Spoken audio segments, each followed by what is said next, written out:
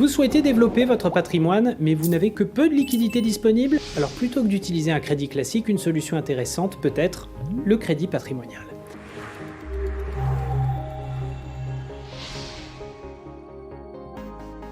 Le principe du crédit patrimonial est simple, c'est un prêt qui est adossé à des actifs financiers ou immobiliers. Cela signifie que le crédit vous est accordé en contrepartie d'une garantie prise par la banque sur un contrat d'assurance vie, un PEA ou un appartement que vous louez par exemple. Ce type de crédit peut vous éviter de vendre un bien ou de liquider un contrat pour disposer de cash. Le montant du crédit accordé dépendra bien évidemment de son objet et de comment vous allez le rembourser. Un des cas courants d'utilisation du crédit patrimonial, celui d'un cadre dirigeant qui veut participer au capital de son entreprise via une holding de managers. Le montant des fonds nécessaires peut être important. Il n'a pas forcément la trésorerie.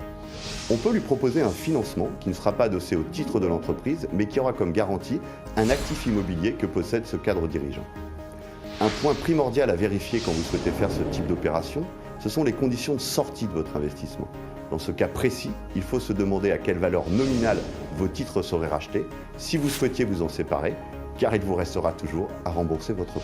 En conclusion, les crédits patrimoniaux vous permettent de sortir des financements standardisés et vous offrent de la flexibilité en plus via une multitude de possibilités. À bientôt pour une nouvelle édition de Patrimoine Inside.